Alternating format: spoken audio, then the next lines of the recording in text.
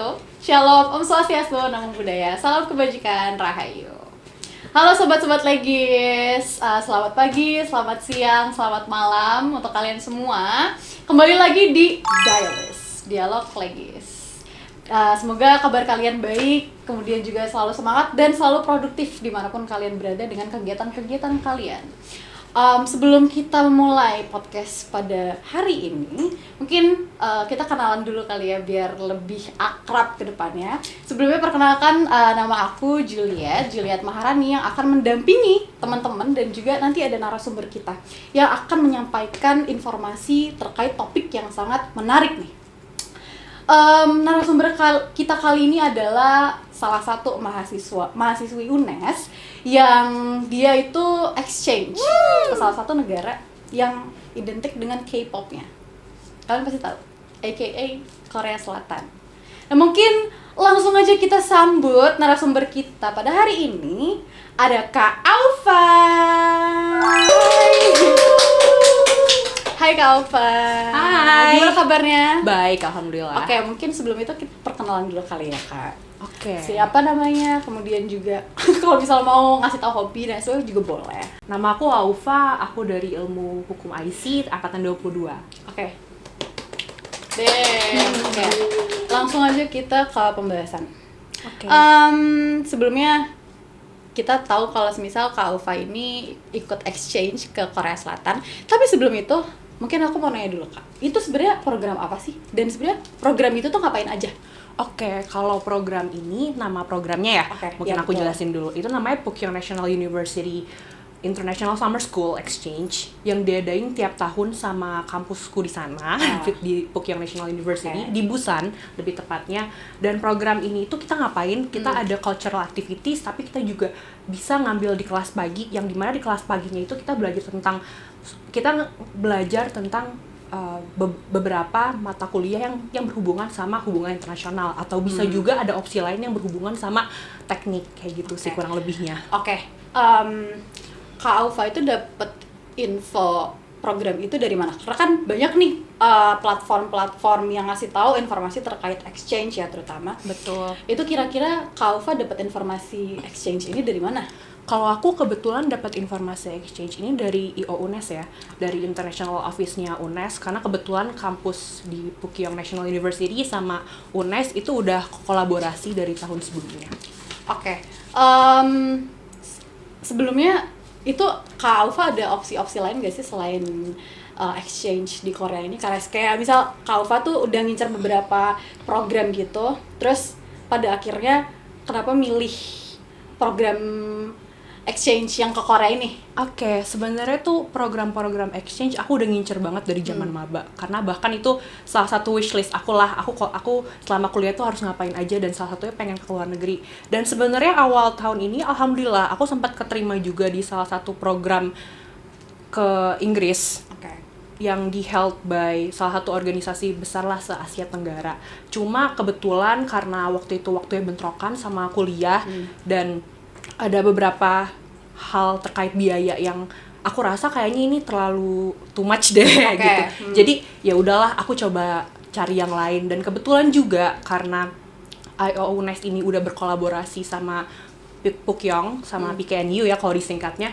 Jadi ya udahlah sekalian aja, dan alhamdulillah juga ternyata bisa dikonversi. Jadi lumayan banget dong benefitnya. Kayak gitu sih. Sebelum Kak Aufa ke Korea itu boleh dijelasin nggak step by step dari awal banget nih, mungkin mau pendaftarannya seperti apa, terus juga proses seleksinya seperti apa sampai Kak Aufa itu tiba di Korea. Itu mungkin bisa dijelasin ke teman-teman supaya teman-teman bisa punya gambaran, oh seru nih, dan mereka juga punya ketertarikan untuk ikut juga Kak. Coba. Oke, mungkin aku ceritain dari awal banget aku tahu ini ya. Awal itu aku tahu sebenarnya dapat info dari teman aku, dari Kristo yang sebelumnya juga pernah di sini kan. Ya, aku dapat info dari dia kayak, Aufa ini ada info luar negeri, mau nyoba nggak gitu. Terus aku langsung kepo-kepoin dong, ini tuh apa, program apa. Dan kebetulan di tahun sebelumnya juga dari FH tuh ada yang kebetulan lolos juga ke program yang sama, Kak Angel angkatan 21, dan aku nanya-nanya lah sama beliau kayak, Kak ini gimana ya prosesnya dan lain-lain. Dari situ tuh aku mulai tertarik, dan ya udah dong akhirnya aku coba tanya lebih lanjut ke International Office UNES, aku diwawancara lah sama mereka, ditanya-tanya kenapa kamu mau ikut program ini, concern kamu apa, dan apa aja yang kamu udah siapin gitu, macam-macam. Terus ya udah akhirnya setelah itu aku coba untuk mendaftar, dan untuk pendaftaran juga itu lumayan ribet banget ya, karena kan harus diminta yang buat nilai per semester tuh apa sih? Rekap. Transkrip ya? Iya ya, harus diminta transkrip di semester sebelumnya, dan itu juga harus tanda tangan sama wakil dekan dan lain-lain, sama korprodi, terus juga diminta untuk nilai tes bahasa Inggris. Kebetulan untungnya aku udah sempet tes IELTS kan di tahun sebelumnya. Terus juga buat persiapan bikin visanya itu tuh yang paling ribet, yang paling bikin capek banget di situ sih.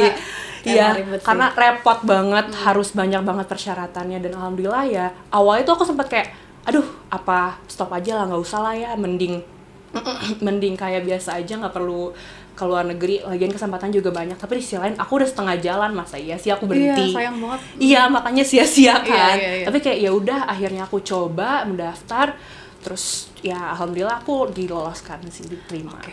Jadi kan banyak pihak-pihak yang berhubungan sama birokrasi juga untuk persetujuan itu. Dari pihak kampus sendiri itu sebenarnya sangat mendukung adanya program itu, kakak ikut program itu atau bagaimana? Sangat mendukung, karena pada saat aku mengurus soal peradministrasian di kampus, kadang aku suka jatuhnya didahului gitu loh dibandingkan yang lain. Oh iya? Ya, kind of privilege sebenarnya. Okay. Walaupun aku kadang agak, aduh nggak enakan, dia juga sama-sama nunggu lama, tapi ya alhamdulillah aku dibantu banget sih. Apalagi soal konversi dan lain-lain, itu aku sangat amat dibantu. Sama aku penasaran sih Kak, di program itu kan pasti perlu tes bahasa dan lain sebagainya. Apakah itu harus IELTS ataukah boleh TOEFL dan apa ya istilahnya yang berhubungan dengan itulah? Sebenarnya sih dari mereka nggak yang mewajibkan banget ya untuk adanya memberikan suatu bukti kalau kita bisa bahasa tertentu. Cuma itu buat jadi nilai plus aja sih kalau kamu mampu untuk berbicara dalam bahasa lain selain bahasa Indonesia kan. Dan ditambah lagi kan dalam program ini aku full English, meskipun ya ada campur Korea sedikit lah. Terus ya udah dan aku kasih nilai IELTS-ku, dan akhirnya nggak apa-apa sih, diterima-terima aja. Jadi nggak wajib, cuma jadi poin plus aja intinya. Terus di bagian proses seleksinya itu ada interview nggak Kak? Enggak sih, cuma ditanya-tanya aja sama dari pihak I.O. UNES-nya untuk meyakinkan apa kita dibolehin nih sama mereka atau enggak, kayak gitu. Ini udah ngebahas terkait administrasinya ya Kak? Iya. Mungkin kita bahas pas nyampe ke Koreanya. Nah, ini nih pasti orang-orang penasaran. Iya, yang paling fun. Di Korea itu apa yang menarik, dan menurut Kak Aufa tuh apa ya istilahnya culture shock yang bikin Kak Aufa ternyata di Korea gini nih, itu sebenarnya apa? Jujur banyak banget, karena selama ini tuh dari awal aku pengen ke luar negeri buat belajar di luar negeri, aku tuh nggak pernah kepikiran Korea. Aku selalu kepikiran kalau nggak Europe, USA gitu, atau enggak ya Asia Tenggara aja lah, Southeast Asian. Tapi pas aku dapetnya Korea tuh aku kayak, aduh, bener-bener clueless, bener-bener nggak tahu ini aku harus apa, ini ngapain. Karena yang aku tahu soal Korea tuh cuma Blackpink doang, itu aja. Aku yang lain nggak terlalu tahu. Tapi kayak ya udah, aku coba buat nyari-nyari kayak semacam do's and don'ts ya buat di sana dan lain-lain, kayak apa yang aku harus lakuin. Dan awalnya aku sempet nemu kalau misalnya di sana itu untuk memakai rok pendek itu ethically right, kayak nggak apa-apa, baik-baik aja. Tapi kalau misalnya pakai baju yang kayak tank topan itu dibilangnya nggak sopan. Awalnya yang aku cari begitu, dan aku kayak oh ya udah, berarti cara aku berpakaian di sana tuh harus begini gitu lah, biar aku juga nggak kena omongan yang enggak kan dari mereka yang juga. Tapi pada saat aku kesana ternyata banyak yang pakai tank top, yang pakai yang apa ya, yang atasnya agak kebuka, dan sebenarnya nggak apa-apa. Itu sih salah satunya. Terus yang kedua itu juga kalau orang Indonesia kan ketemu sama orang baru nih, itu kita langsung ngobrol kayak hai gitu, terus langsung senyumin gitu, minimal senyumin lah. Kalau orang sana tuh cenderung lebih ke jaim aja gitu sih. Dan kalau misalnya senyumin ke stranger gitu, ke orang lain, itu belum tentu disenyumin balik. Bahkan aku beberapa kali senyumin orang kayak orangnya buang muka. Oh iya? Iya, karena mereka saking individualisnya, dan itu aku bener culture shock banget. Tapi ini susah nggak untuk berkomunikasi dalam artian untuk mencari teman ya? Kalau sana? untuk cari teman ya, karena aku programnya international, Iya. jadi banyak banget dari negara lain juga. Jadi mudah sih untuk mencari teman karena aku juga kebetulan ada temanku yang dari Philippines juga 2 orang, itu juga mereka sangat amat friendly ke aku. Ada juga teman aku yang dari US, yang dari Eropa gitu. Dan mereka friendly semua sih. Dan sama yang locals pun juga mereka terbuka sama aku. Oke. Sertifikasi apa ya istilahnya bahasa itu kan sangat mempengaruhi, maksudnya itu bisa menambah nilai lah ya. Nah, kalau misal di Koreanya itu Kak Aufa pasti lebih dominannya pakai bahasa Inggris kan. Iya betul. Tapi karena Korea itu mostly lebih banyak berkomunikasi bahasa Korea daripada bahasa Inggris. Nah, itu agak kesulitan nggak sih Kak Aufa untuk menghadapi itu semua? Apalagi kalau misal Kak Aufa di supermarket atau di mana gitu yang membutuhkan Kak Aufa untuk berkomunikasi. Nah, itu gimana Kak kira-kira? Sangat amat kesulitan, apalagi first time aku landing di Korea itu kan di Incheon ya, di Seoul. Dan ada beberapa staffnya tuh yang aku coba buat tanya in English, kayak misalnya tanya tempat, kayak mohon maaf ini toiletnya di mana dan lain-lain. Itu aku tanya full English kan, karena aku nggak bisa Korea pada saat aku pertama kali landing di situ. Dan mereka kayak kelabakan sendiri gitu loh. Terus akhirnya cara aku komunikasi sama mereka adalah aku ngasih Google Translate. Lucu banget sih. Iya, aku ngasih Google Translate atau enggak aku chat GPT kayak ini bahasa Koreanya apa, terus ya udah aku kasih.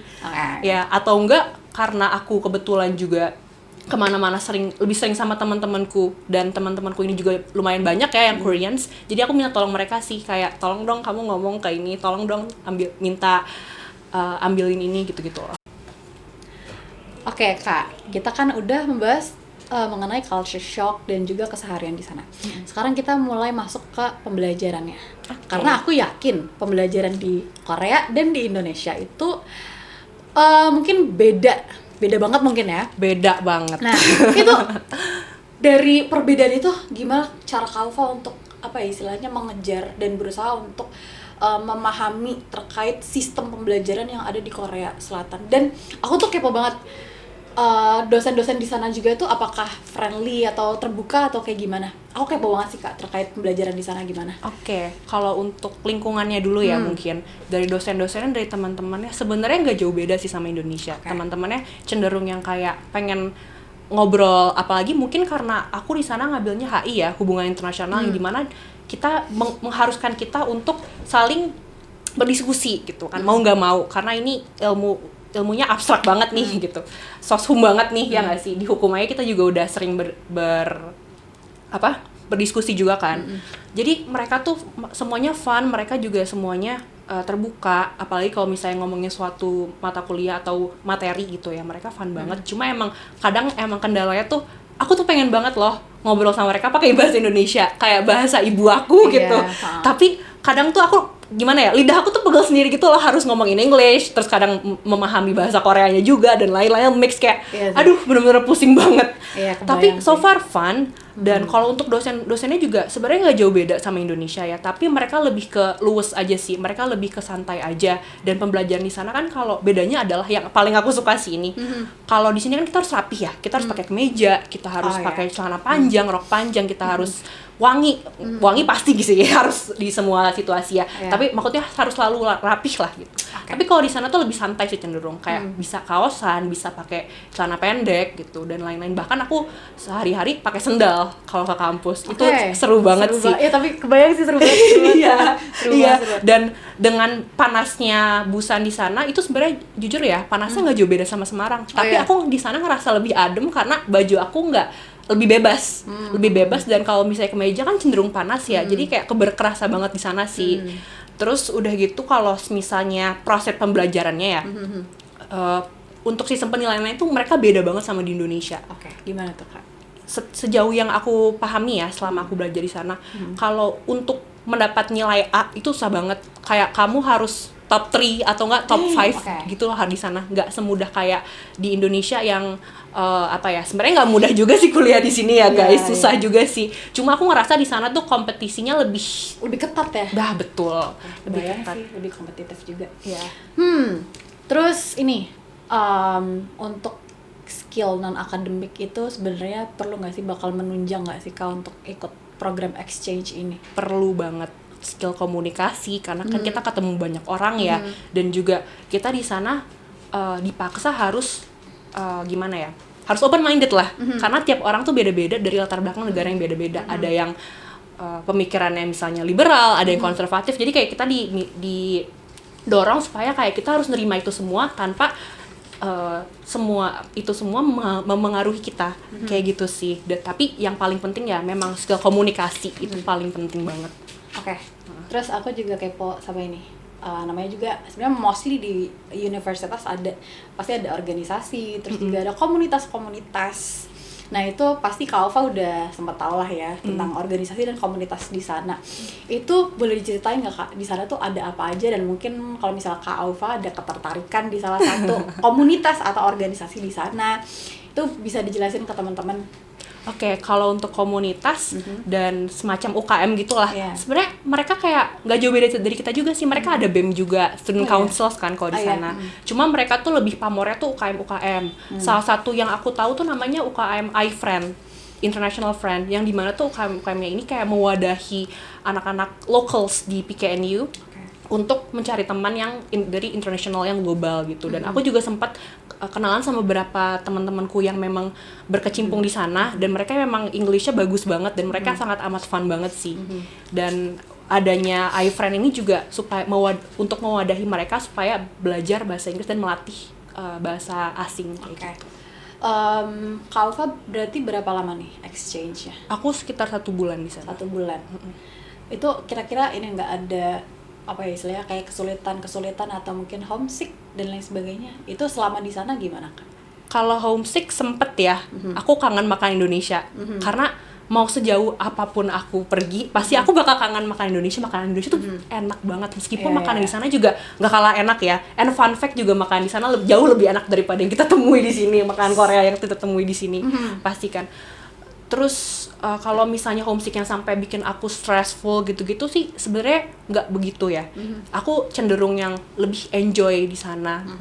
Tapi ya balik lagi kalau untuk soal makanan sih aku kadang suka kangen aja gitu sama makanan Indonesia. Dan aku juga kadang di sisi lain karena kita tahu mereka orang yang individualis tuh. Bahkan kan tadi juga aku sempat sebut ya kalau disenyumin kadang buang muka kan. Kadang cuma didiemin. Jadi tuh aku suka kangen aja gitu loh sama kehangatan orang Indonesia. Kayak gitu sih kurang lebihnya. Berarti ini di kota, lebih tepatnya di kota Busan ya? Iya. Nah itu aku kepo juga Kak. Ya. Kalau di sini kan weekend Sabtu Minggu ya? Iya. Kalau misalnya di sana tuh sama? Weekend Sabtu Minggu. Dan itu biasanya Kak Alfa kalau misal di weekend itu ngapain aja Kak? Karena di kota ini tuh kota dekat laut ya, dan banyak banget pantai. Kayaknya ada sekitar, kalau nggak salah ya, kalian bisa correct me if I'm wrong. Kalau nggak salah tuh ada 9 pantai di sana. Wow. Jadi kayak tiap minggu tuh aku lebih sering ke daerah pantainya sih. Explore aja, dan pantai-pantai di sana tuh ada apa ya? Tiap pantai tuh ada perbedaannya gitu loh. Jadi ada there's something unique about the beach. Jadi aku bisa explore hal baru terus tiap minggunya. Seru sih. Dan pengalaman yang paling membuat Kak Alfa berkesan di sana itu apa? Pengalaman yang buat aku berkesan banget. Mungkin salah satunya aja ya, karena sebenarnya banyak banget. Pasti. Banyak banget ya. Iya. Tapi one time yang paling berkesan, sebenarnya ini di luar dari program pembelajaran, tapi ada satu hari di mana ini sebenarnya minggu pertama aku di sana, aku keluar bareng-bareng sama temanku yang foreigner semua. Dan kita karaoke bareng, kita ke pantai. Dan itu fun banget karena itu pertama kali aku teman sama orang luar negeri dan aku jadi tahu perspektif secara global gitu loh tentang suatu hal, dan itu membuat aku benar-benar terbuka banget pikiran aku, dan aku ngerasa kayak wow, dunia tuh besar itu ya gitu. Dan ya kurang lebih seperti itu sih. Dan selama Kak Alfa exchange itu kira-kira pasti kan banyak lah ya hal-hal yang menyenangkan, yang seru dan juga bermanfaat. Itu yang Kak Alfa dapatkan, yang apa ya istilahnya, manfaat yang dirasakan sama Kak Alfa selama exchange tuh apa aja dari sisi akademik ataupun mungkin untuk pengembangan diri pastinya ya? Kalau dari sisi akademik aku jadi tahu perspektif hubungan internasional dan hukumnya juga by the way dari Korea Selatan, karena kan kita tahu ya Korea Selatan itu agak bersenggolan sama Korea Utara gitu ya kan, dan aku jadi belajar sejarahnya banget soal itu. Terus juga aku belajar juga bagaimana Korea Selatan tuh ngelihat dunia, salah satunya bagaimana perspektif mereka terhadap Indonesia. Dan aku juga belajar tentang kayak misalnya oh my god, gimana? It's okay. It's okay. Tentang dunia militer dalam perspektif hubungan internasional, terus juga hubungannya pop culture, tentang budaya dan hubungan internasional, itu benar-benar aku ngebuka banget tentang ilmu di situ sih. Dan yang pasti ada hubungannya juga kan sama major aku di hukum sekarang.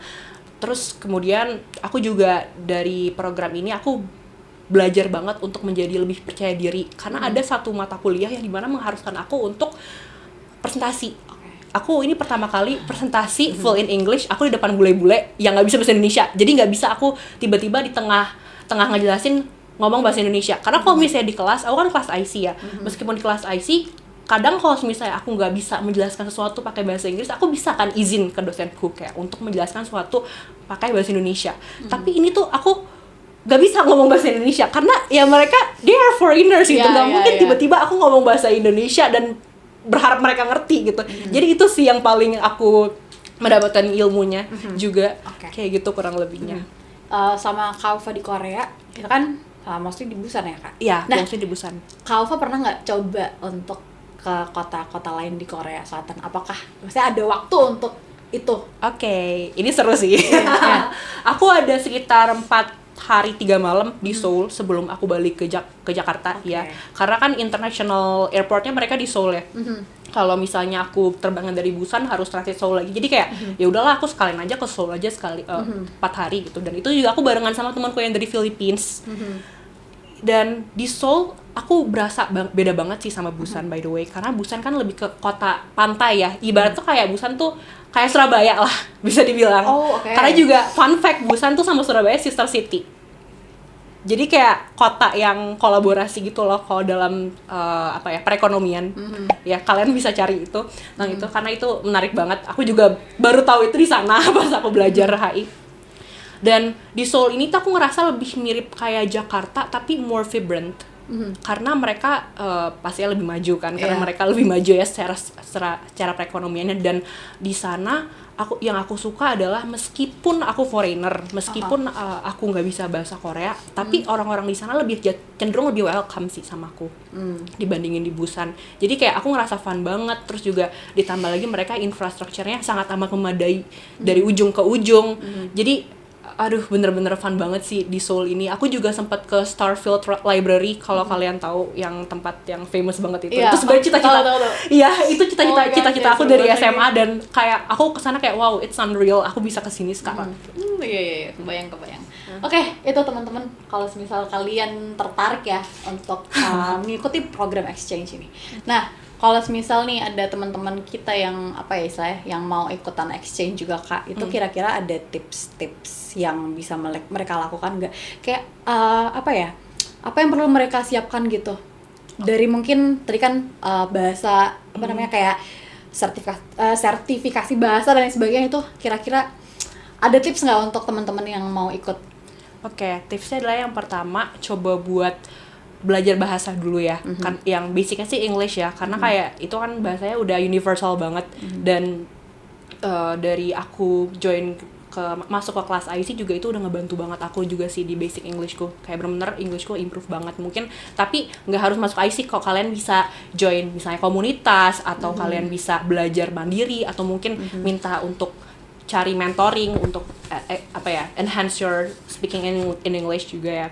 Dan itu juga pastinya dibantu sama kepercayaan diri. Kalian harus pede untuk ngomong dalam bahasa asing gitu. Karena kalau misalnya kamu bisa tapi nggak pede, ya buat apa gitu. Sia-sia juga, nanti kamu gugup juga untuk berbicara sama lawan bicaramu dalam bahasa lain. Pertama itu. Terus kedua, cari informasi seluas mungkin. Cari info-info terkait exchange dimanapun itu. Dan kalau bisa ya, coba manfaatin segala yang apapun yang ada di kampus, kayak misalnya dari IO UNES gitu informasinya. Karena kan kalau misalnya informasinya itu juga masuk dari dalam kampus, lebih dipermudahkan dalam sisi administrasinya juga ya, kayak gitu. Terus ketiga, coba buat percaya diri aja lah pokoknya kalau untuk kalau menginginkan sesuatu. Karena kalau menurutku ya, kalau misalnya if you can dream, you can make it, kayak gitu sih. Kalau misal ada kesempatan lagi nih ya Kak untuk balik ke Korea, mau nggak? Pengen banget ya? Pengen karena aku sangat amat enjoy di sana dan kayaknya aku bakal belajar bahasa Korea deh. Serius? Iya, Karena ini boleh nggak aku ceritain sedikit? Nggak apa-apa. Fun fact, aku aja. tuh diceritain sama salah satu dosenku ya di sana, kalau tulisan Hangul itu dibuat sama rajanya mereka dulu. Oke. Dan sejarahnya kenapa Hangul ini, tulisan Hangul ini dibuat, karena di Korea zaman dulu itu sempat bentrok antara si kaya sama yang si miskin. Dimana si kaya ini ngambil sebagian tanah dari si miskin dan mengklaim kalau misalnya itu tanah dia, tapi kan si miskin ini kan nggak bisa baca tulis ya, nggak bisa baca tulis.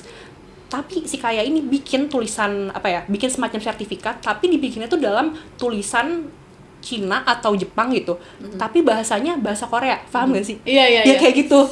Dan karena ada permasalahan itu, akhirnya si raja ini bikin suatu tulisan Hangul, tulisan bahasa mereka yang bisa mereka klaim, oh ini bahasa kita gitu, oh ini tulisan alfabet resmi Korea kayak gitu. Dan aku belajar itu kayak, oh aku tertarik banget sih untuk belajar bahasa Koreanya ini sendiri dan Hangul. Oke, kalau misal ada kesempatan lagi untuk ikut exchange dimanapun, nggak cuma di Korea Selatan, itu Kak Alfa mau ambil nggak sih? Pastilah ya. Pasti dong. Sama ini sih Kak, aku nggak tahu sih, mungkin ada beberapa teman-teman yang punya pengalaman yang sama ya mungkin. Mungkin ada beberapa, ini sebenarnya termasuk aku sih Kak. Pengen daftar exchange nih. Ya entah itu study abroad dan lain sebagainya. Aku boleh ini nggak sih nyebut apanya? Nggak apa ya. Aku tuh pernah nyoba YSLI. Ya. Nah, aku tuh pernah nyoba. Cuman karena aku tahu dan itu ketat banget, susah banget, parah. Iya, emang. Dan aku sebenarnya aku dengan sadar dengan semua resiko yang ada, aku coba daftarnya, aku kepo aja sih, kayak pengen nyoba. Dan aku juga udah tahu kalau misal karena susah ya, aku udah tahu hasilnya apa gitu. Nah itu kan udah pesimis duluan gitu ya. Iya, itu kan membuat istilahnya kayak ada rasa, walaupun dari awal sebenarnya udah tahu sih, cuman tetap ada rasa kayak ya udah deh gitu, ya nggak keterima susah nih, gitu, ya nggak keterima walaupun sedih kayak gitu. Dan pasti teman-teman juga mostly ada beberapa yang mengalami hal yang sama.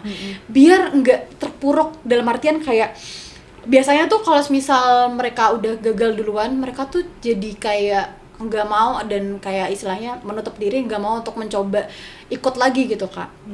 Nah itu ada ini nggak sih Kak motivasi yang bisa Kak Alfa sampaikan terkait hal itu, karena aku yakin sebenarnya proses orang itu beda-beda dan istilahnya orang itu juga pasti punya sisi kegagalannya masing-masing.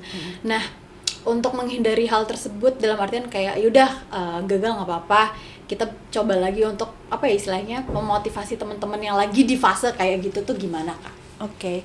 Sebenarnya juga aku sempet ketolak sama program exchange. Aku juga sempat nyoba ISMA waktu pas tahun 2023 ya, tahun 2023 2024, I'm sorry. Dan aku ketolak, padahal itu kampus-kampus itu menurut kampus-kampus impianku. Tapi emang sebenarnya kalau dipikir-pikir itu gila sih. Aku udah nyoba Yale kan di US. Itu kayak top 1 law university di US kalau nggak salah, dan itu emang mimpi aku dari kecil.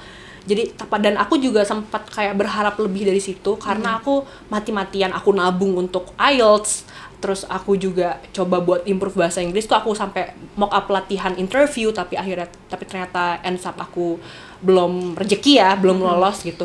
Tapi di sisi lain gimana ya, aku ngerasa gagal, aku ngerasa sedih, tapi aku mikir juga kayak suatu kegagalan itu bukan berarti defines who you are gitu. Satu kegagalan bukan berarti itu kamu yang sesungguhnya gitu loh. Dan aku selalu punya prinsip, kalau misalnya aku gagal ya udah, itu cuma semacam batu loncatan untuk mendapat yang lebih baik. Seperti itu sih kurang lebihnya. Nah, aku juga mau nanya lagi Kak. Berbicara soal bahasa Inggris. Kak Alfa itu pasti juga punya struggle-nya sendiri untuk belajar bahasa Inggris ya Kak. Nah itu gimana sih proses Kak Alfa untuk belajar bahasa Inggris nyampe mungkin bisa dibilang sekarang fluent ya? Aku levelnya kalau di bahasa Inggris itu kan sampai situ ya. Aku C1 sih. Nah itu gimana, boleh diceritain gak Kak? Mungkin soalnya pasti ada teman-teman kita yang belajar bahasa Inggris tapi pasti punya struggle-nya sendiri-sendiri. Nah biar mereka itu tetap konsisten lah ya. Konsisten dari awal sampai akhir, karena aku yakin juga untuk belajar itu jenuh. Nah itu pasti. Kak Alfa ada tips nggak gimana Kak Alfa tuh memanage untuk belajar bahasa Inggris juga di kala mungkin kalau misalnya ada kesibukan kan pasti banyak kesibukan ya Kak. Nah itu bisa diceritain. Oke, aku cerita dari awal dulu ya. Aku tuh sebenarnya belajar bahasa Inggris, aku tahu bahasa Inggris karena dari kecil ibuku suka ngasih aku tontonan kayak Disney dan lain-lain yang dalam bahasa Inggris, dan ibuku tuh selalu kalau misalnya aku nonton tontonan dalam bahasa Inggris, dia nggak ngebolehin kalau misalnya ditranslate pakai bahasa Indonesia. Kan ada tuh yang biasanya ditranslate tuh langsung ke apa ya, dubnya bahasa Indonesia. Ibu tuh selalu nggak bolehin, kayak enggak, biar kamu belajar. Tapi itu juga bukan somehow nggak memaksa aku buat belajar juga, karena kayak aku kadang ya udah dengerin aja, ngerti nggak ngerti yang penting enjoy gitu. Yang namanya juga bocah ya. Iya benar-benar. Tapi as time goes by, aku ngerasa ini tuh bahasa Inggris tuh penting juga ya, apalagi kalau misalnya di pekerjaan, di perkuliahan, di kelas gitu, di sekolah. Dan aku tuh tipsnya adalah aku selalu denger podcast atau ngebaca buku itu dalam bahasa Inggris. Ngerti nggak ngerti, aku cari di internet ini artinya apa. Jadi kayak aku ngekaji satu-satu kata per kata gitu loh. Dan dengan aku terus-menerus mendengarkan podcast dalam bahasa Inggris, terus-menerus aku membaca suatu, dan bahkan aku juga dengerin lagu karena aku artiin sendiri juga gitu. Dulu tuh aku inget banget, aku suka banget sama One Direction. Sama banget. Aku suka banget sama One Direction. Dan aku tuh pernah diginin sama ibu aku, kamu tuh suka band luar negeri tapi kamu nggak ngerti bahasa artinya, ngapain gitu. Kan soalnya kita menyukai lagu karena menghayati liriknya kan biasanya gitu. Jadi kayak kamu ngapain cuma dengerin karena nadanya enak doang. Terus dari situ kayak aku kepikiran, iya juga ya, padahal itu aku masih kayak SD gitu lah.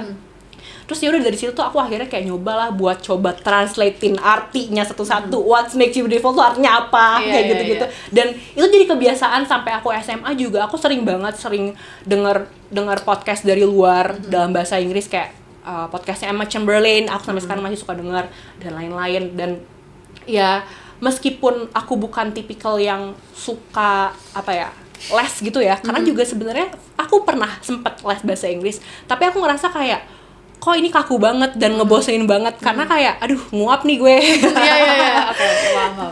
Jadi kayak aku selalu coba cari hal yang berkaitan sama kesukaanku, dan aku belajar dari apa yang aku suka, kayak gitu sih kurang lebihnya.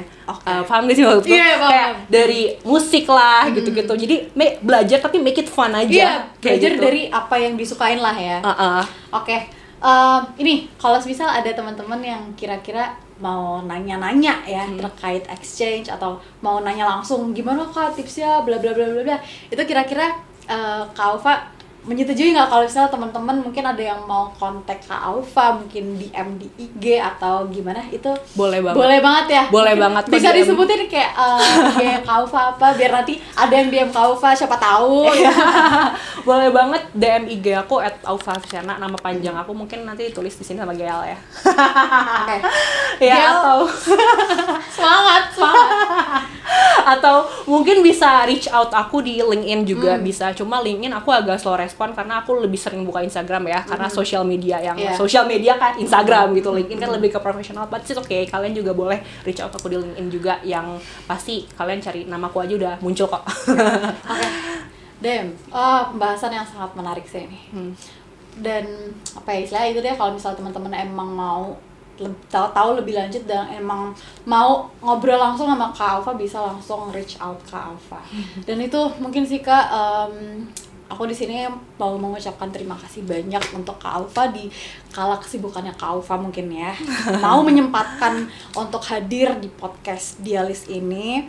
Dan apa ya di sini cerita dan juga ilmu yang disampaikan oleh Kak Alfa itu sangat inspiring banget buat aku ataupun pastinya untuk teman-teman ya. Itu mungkin Kak Alfa mau ngasih closing statement nggak? Oke, thank you so much ya untuk Legis udah ngundang aku ke sini. Berasa kayak balik ke masa lalu lagi karena juga dulu aku di Legis. Terus untuk teman-teman yang mungkin mau ke luar negeri juga, belajar di luar negeri kayak aku, semangat kalian, you will make it lah. If you can dream, you can make it. Dan jangan segan-segan kalau misalnya mau kontak aku, bisa kontak aku di IG. Dan thank you semuanya. Oke, terima kasih Kak Alfa. Pokoknya kalau misal kalian emang pengen tahu dan punya niat untuk exchange, langsung aja kontak Kak Alfa. Mungkin itu ya pembahasan kita kali ini. Tunggu aja topik-topik dialis di podcast-podcast selanjutnya. Mungkin dari aku pamit undur diri dan juga Kak Alfa pamit undur diri. Bye-bye. Bye-bye. See you. Assalamualaikum warahmatullahi Terima wabarakatuh. kasih. Thank you guys.